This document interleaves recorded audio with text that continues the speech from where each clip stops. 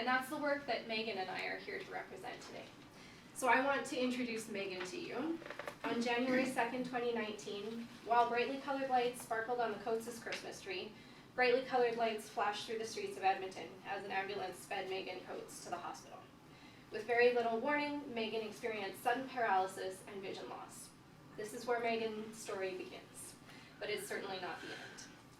It is with great pleasure that I introduce a woman who has defied her MS diagnosis by holding her dreams close to her heart and sharing her story of hope. Ladies and gentlemen, Megan.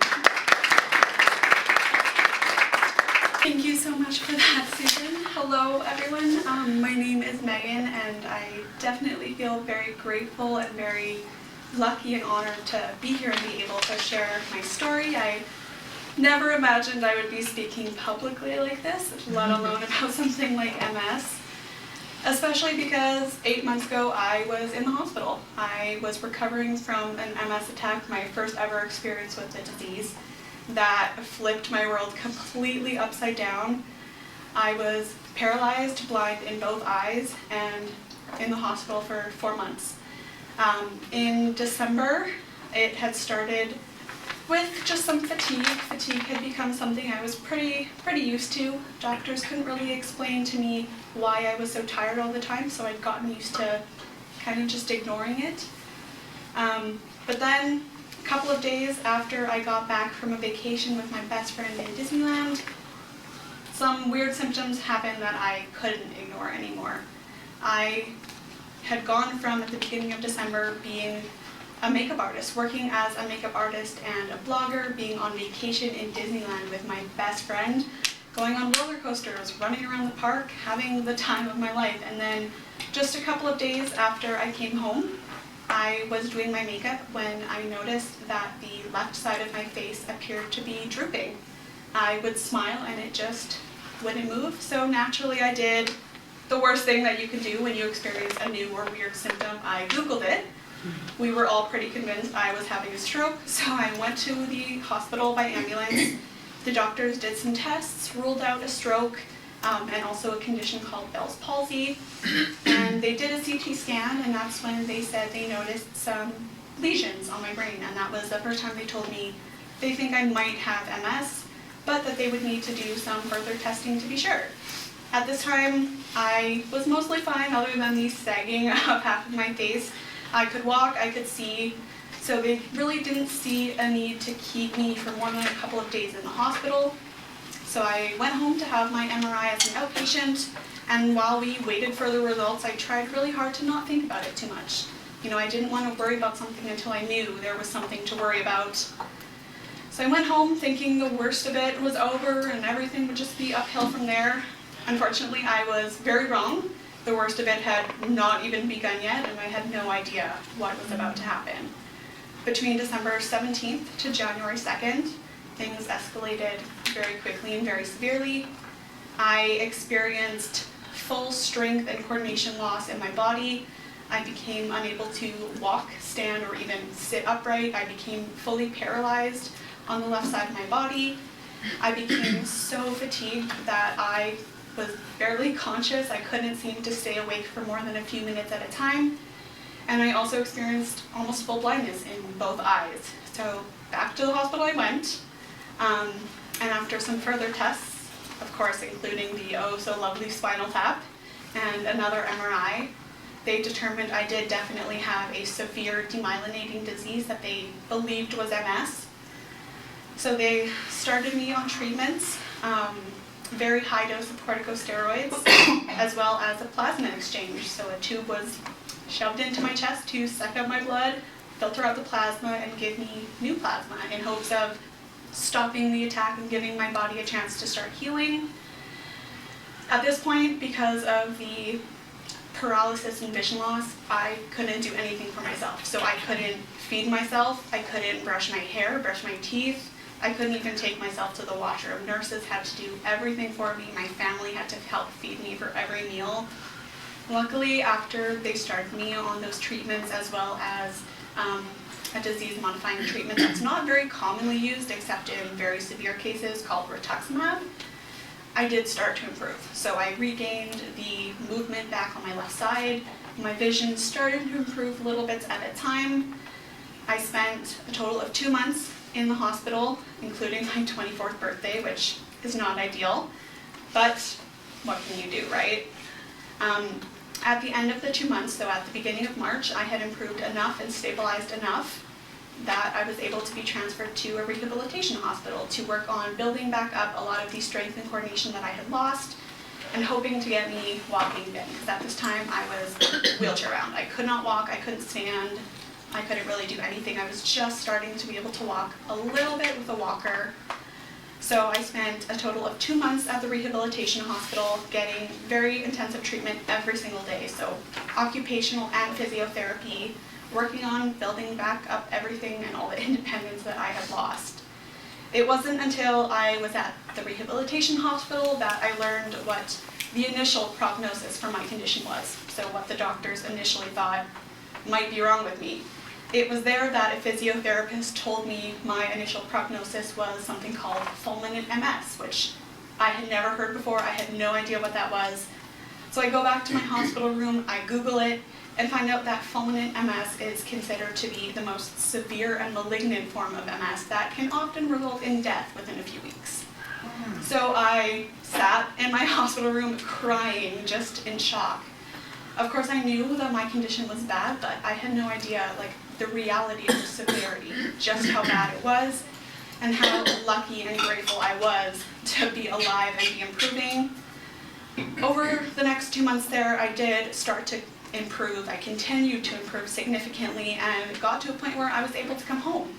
So I was discharged at the beginning of May, starting to be able to walk with the walker, but still mostly in a wheelchair, but starting to get a little bit of my life back. In May, I had the pleasure of attending the Jamin Built MS Walk, which was definitely a life-changing experience for me. I had tried during this whole experience as much as I could to maintain, I guess, a sort of perseverance and optimism. But as many of us know, MS can affect everyone differently. It's definitely not a one-size-fits-all disease, and in that it can make you feel very alone and very isolated. So to attend an event like that and see hundreds of people coming out to support the cause, each with their own individual story and journey and battle, whether it's mobility impairments, you know, seeing people in a walker or a cane or a wheelchair, but still being able to participate, was such a huge source of hope and inspiration and, I guess, comfort to me, because I realized I really am not alone. There are so many people and so many resources to support people like me who are affected with this disease. Shortly after that, I continued, luckily, to improve. I'm still healing, still recovering. So I went from being fully wheelchair bound to starting to be able to walk a little bit with a walker, to mostly with a walker, to now I can walk with a cane. And I'm still getting physiotherapy twice a week, a resource that I am very lucky and very grateful to have access to. And my walking is improving. It's not quite normal yet. I still walk like I'm a little bit intoxicated, but it's walking, and I'm grateful for that. As for my vision, unfortunately, it has not fully improved, so I am still considered visually impaired or low vision, but it's improved enough that I can start to do things for myself again, whether it's cooking, doing activities that I love doing, like playing games, going on my computer, watching videos, even doing my makeup. Very basic makeup, nothing like I used to be able to do, but I'm starting to be able to do it again. When I left the rehabilitation hospital in May, my vision tested at a 20/125, which is pretty bad. I just had it tested a couple weeks ago, and it's now at a 20/50, so definitely improving. Unfortunately, we don't know how much I will regain, when or if it will come back. It's kind of just a waiting game. And that is pretty devastating to think about, to not know, especially for someone like me, where my career, everything that I did was very centered on vision. It was very visual. But I'm choosing to hold on to that small bit of hope. Okay, the doctors can't tell me it will come back, but they also can't tell me that it won't. And the fact that it is improving is very, I guess, comforting to me and gives me that little bit of hope to hold on to. But I continue to be so amazed and so grateful for the support in this community through resources, the commitment to finding new treatments, new medication options, and therapy options. I started my first disease-modifying treatment after leaving the hospital called Ocrevus, a treatment that was just approved last year, and I believe is the first one to also be approved for primary progressive MS, which is huge. And the fact that I have access to that now is huge to me. A nurse had said to me at the hospital, okay, I mean, if you had to be diagnosed with this cruel and unfair disease, at least it happened now. You know, where we have so much more knowledge and so much more invested into learning about this disease and finding new treatments. And I didn't really understand that until I got that treatment. And I'm so happy to say, so far it seems to be very promising. I'm responding to it very, very well. My recent MRI showed there were no new lesions. All the existing ones appeared smaller and none were active. So to go from January having my brain full of lesions, all of them lit up, and not knowing how much recovery I was going to have, to now knowing I'm stabilizing and I am improving, was so huge. When I got that news, I definitely sat in the car for a good half an hour crying to my parents. We were all so relieved, and I felt so incredibly grateful to have access to a treatment like this. And it's because of the commitments, like I said, to finding new treatments, new technologies, new studies, everything like that, that we now have access to a treatment like this, to hopefully stopping the progression of the disease and maybe even one day finding a cure. That would be amazing. But that to me was huge, and that was definitely very comforting and made me realize how much support there is in this community, and really solidified to me I am not alone. There are hundreds and thousands of people affected with this disease, people supporting, being committed to finding new technologies and therapies. And I heard like a common, I guess, term that is used to refer to people battling MS is MS warrior. And honestly, I can't think of a more fitting term for everyone affected with this disease, because every single day that you choose to get up, you choose to fight through the fatigue, whatever symptoms might be occurring, and you choose to not give up. You are choosing to continue the battle, to keep fighting. And this disease can take so much from you. It's taken almost a year of my life, and it will take more. It took my mobility, my independence, my career, and my vision. But I am determined to keep fighting, to channel that inner warrior, and I am determined to not let it take my future too. So thank you, everyone.